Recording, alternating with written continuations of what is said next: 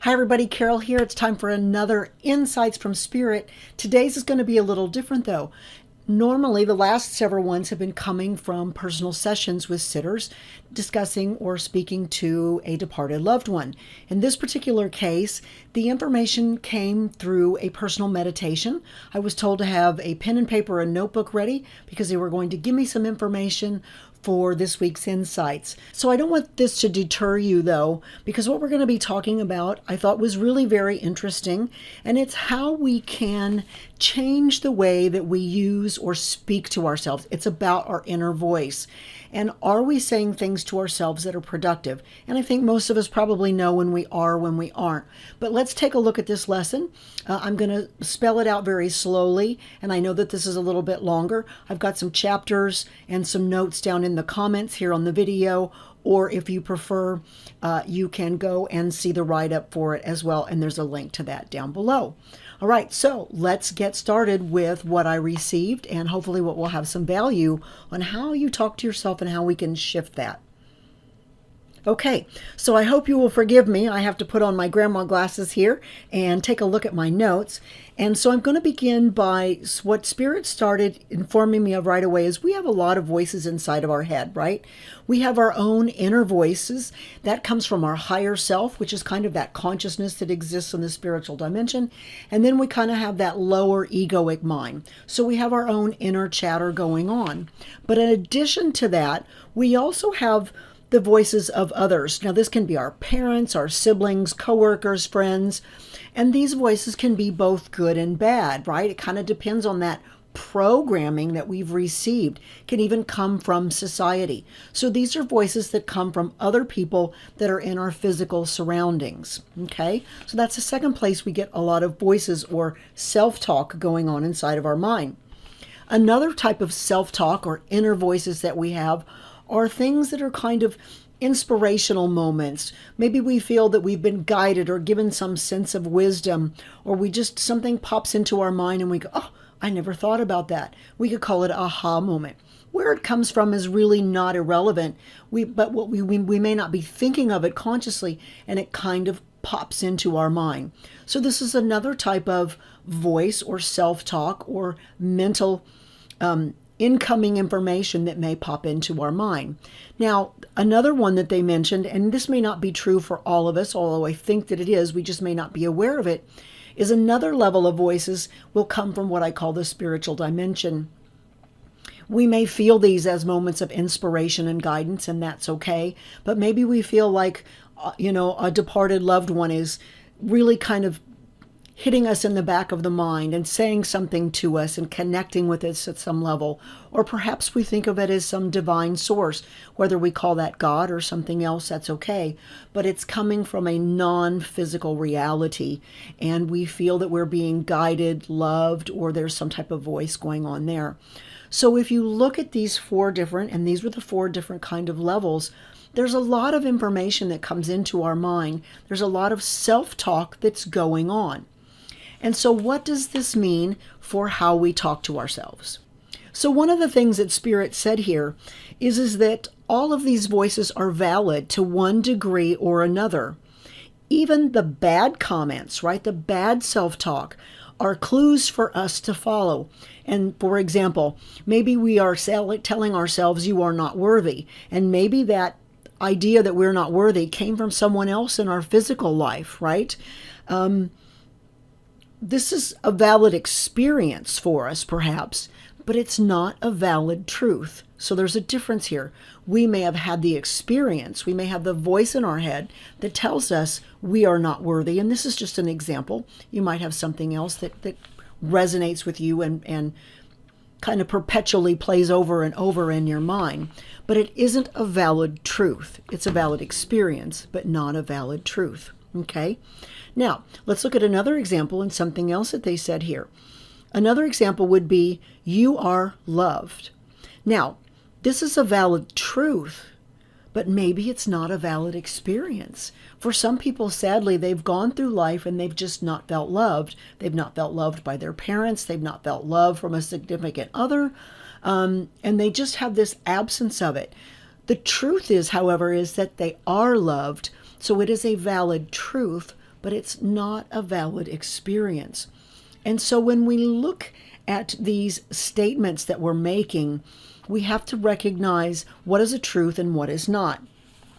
And so Spirit went on to give me the information. They says, how do we discern all of these different types of insights? Because we can feel so overwhelmed by our inner self chatter. I think most of us are. There's a lot going on all the time. We're mentally thinking and processing constantly.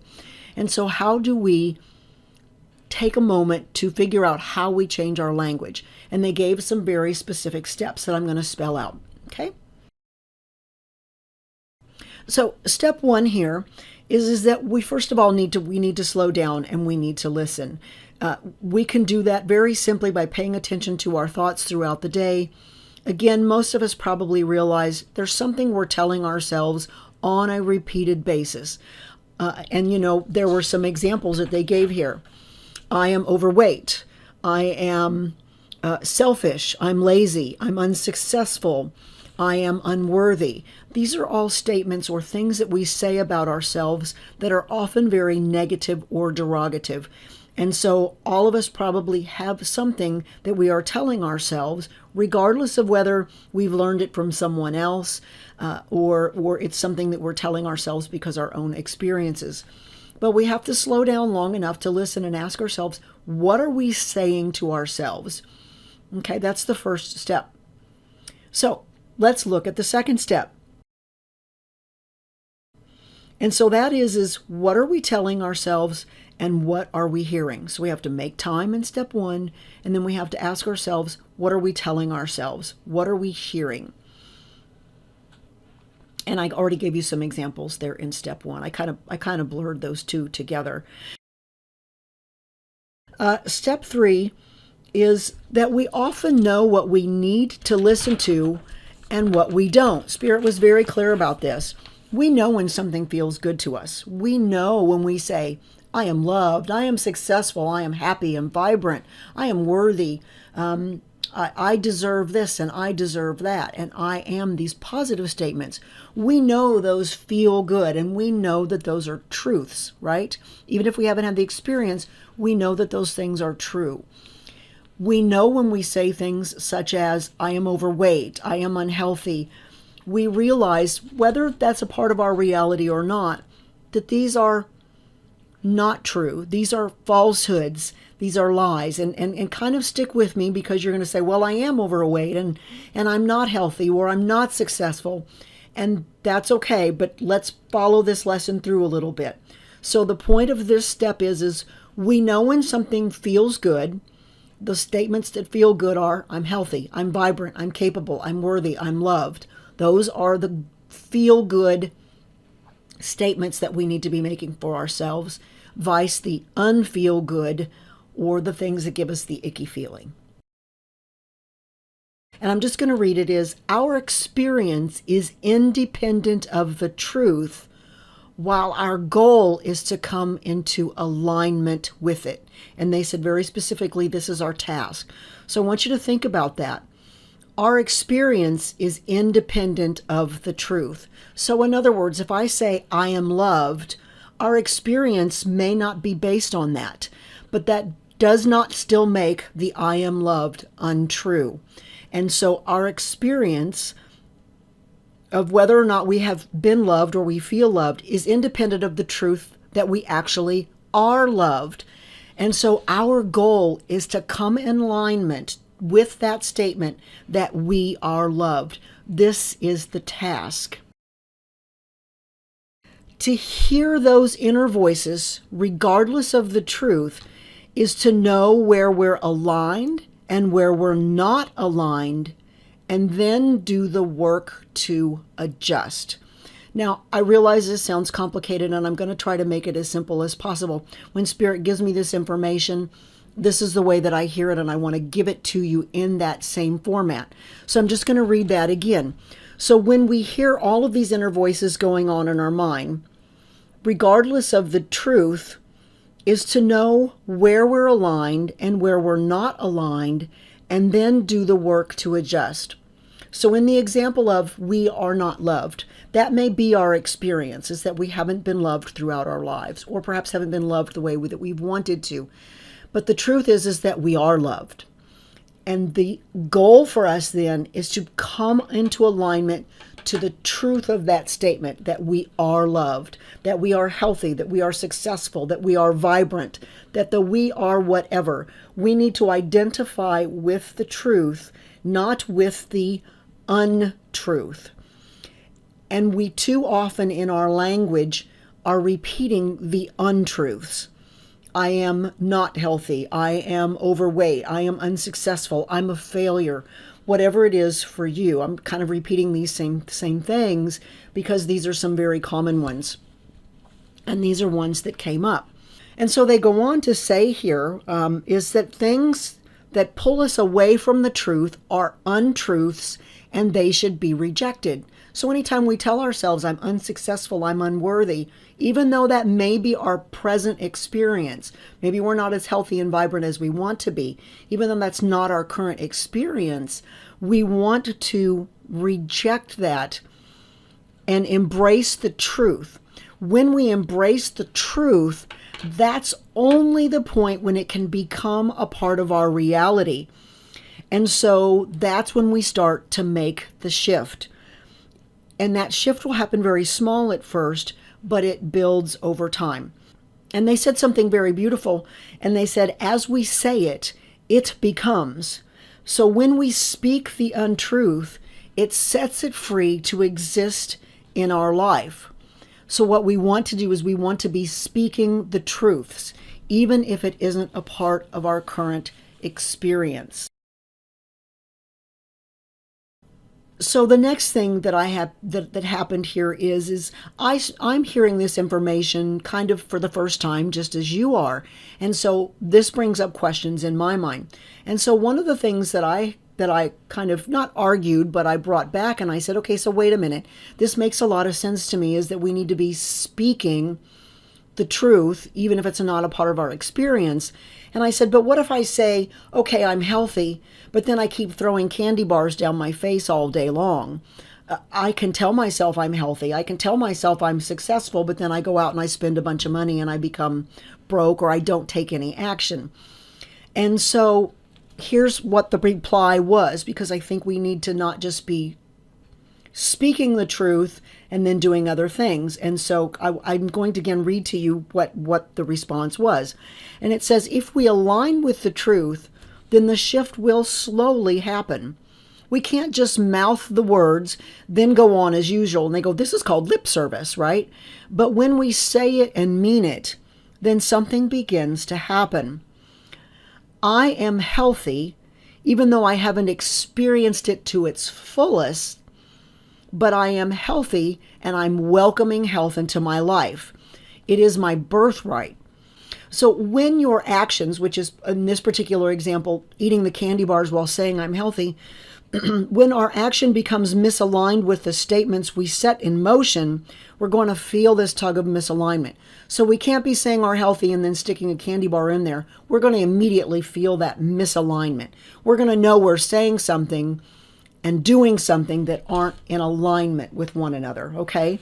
And so at that point, we get to choose, are we going to be that healthy truth that we're telling ourselves and that we're working to expand into, or are we going to continue to stay in a state of misalignment? And that is certainly our choice, and we're allowed to do that.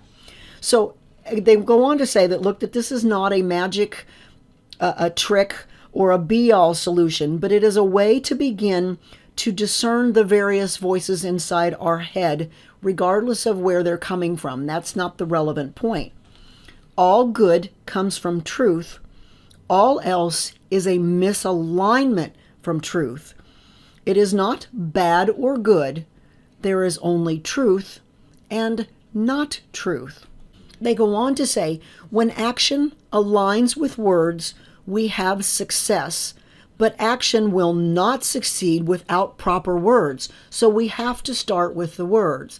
If I'm saying I'm overweight, I'm tired, I'm unsuccessful, we're speaking an untruth and we're setting that free in our life. And so we're not going to have any success because all we're doing is regurgitating something that is holding us back. We're regurgitating an untruth. If, on the other hand, we can take and flip our words and we can say, I'm successful. How, and here's another thing. How are you healthy now? How are you successful now? How are you loved now? Because in all reality, we may not be as healthy as we want to be, but you are healthy. Is your heart good? Are you able to walk? Do you wake up in the morning? Are you able to read? Are you able to see? Are you able to laugh and have fun? What level of health do you have right now? What level of success do you have right now? And this was something that was pointed out to me in terms of success, because sometimes I get defeated very easily.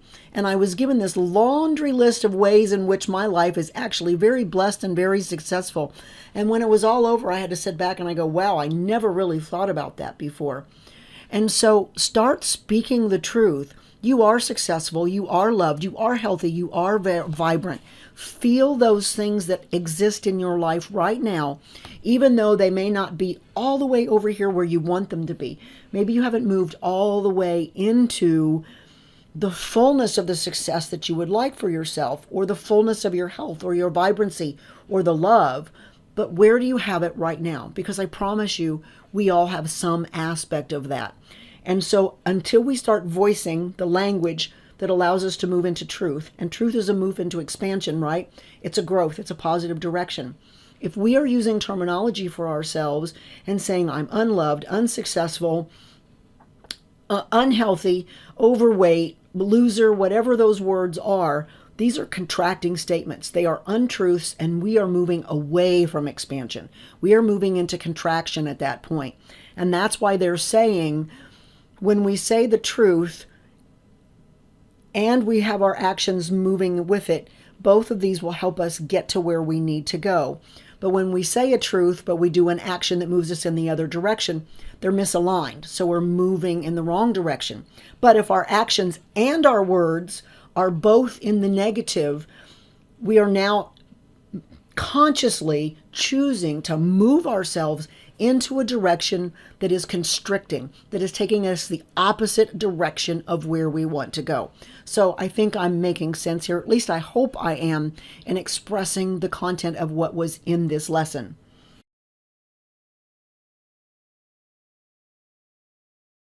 And so just to kind of summarize, and I think I've already said it, but I will just complete with you the notes that I wrote, that again, kind of, I hear these just as I do when I'm doing a session with individuals. It's, they kind of give me a concept and I just know it, or I will hear specific words, and says, so you and I, we're always going to be growing into the fullness of a truth. We're never going to be, well, I'm successful when I get here. No, you're successful now. You're healthy now. You're vibrant now. You are loved now. You are whatever it is that is the truth now. It may not be where you want it to be, but you're never going to get to the fullness of it, because it's always expanding. It's always growing, right? There's always something more there. So until we recognize that level of truth that we have in our lives in this moment, and we change our vocabulary, our inner voices, to move forward in that direction, we will not continue to expand in the direction that we want to go. And so it says here, we will always be growing into the fullness of a truth. It is not either or, but rather a degree of where are we and how far along on that spectrum. It is expansion and movement. Speaking an untruth is no movement. It is shrinkage or contraction, not expansion.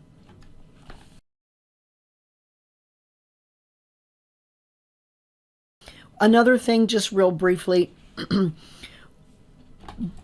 I think the idea of a truth here is not to tell you who to vote for in the next election, right? Because I'm like, well, gee, people could use this for anything, but not really. This is about, it's not the truth of who to vote for, or the truth of, is a plant-based diet better over than a meat-based diet? We are all individuals, and we have to find out what is good for ourselves.